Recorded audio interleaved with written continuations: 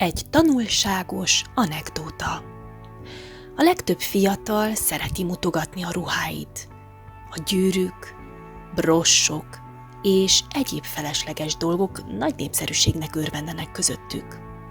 Ismertem egy lányt, aki egy egész havi fizetését elköltötte ilyen tárgyakra, és egy fiatalembert, aki eladósodott egy sétapálca megvásárlásáért, miközben alig volt valamije, amit viselhetett volna, hogy tisztességesnek tűnjön.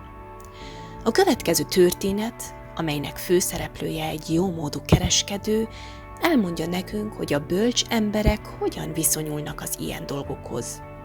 Hadd halljuk a történetet.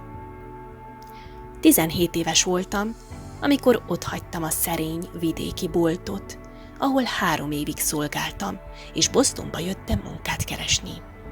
Természetesen azon igyekeztem, hogy a legjobb benyomást keltsem. Időt és pénzt áldoztam arra, hogy összeállítsam a ruhatáramat.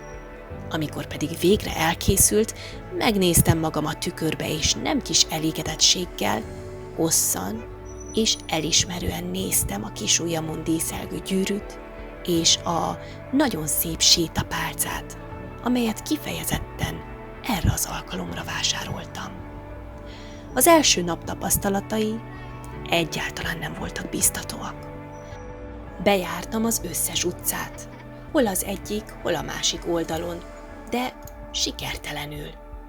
Végül kezdtem azt hinni, hogy az összes boltos tudta a helyzetemet, amint kinyitottam az ajtót, és ravasz mosollyal pislogtak rám, amikor meglátták zavaromat, amint kiléptem. De a kitartás egyik jó jellemtulajdonságom, így másnap újra kezdtem az egészet. Dél körül besétáltam egy üzletbe, ahol egy idősebb úr éppen egy hölggyel beszélgetett az ajtó előtt. Megvártam, amíg a hölgy távozik, majd közöltem látogatásom célját.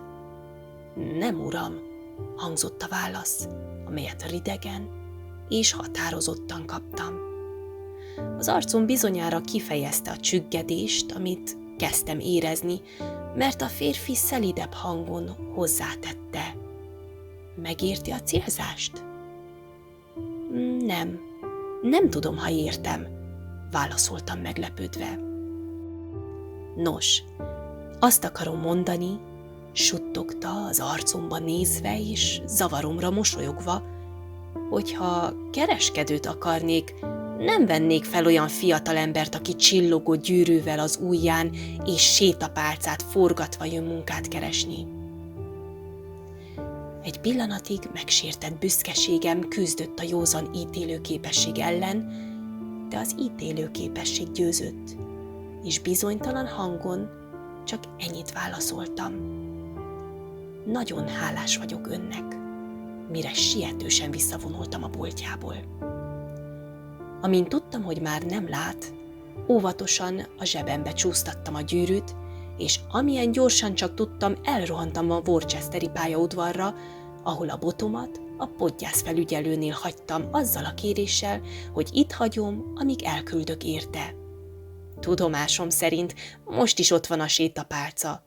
Minden esetre soha nem küldtem senkit érte. Még aznap délután munkát kaptam annál a cégnél, amelynek most a társa vagyok.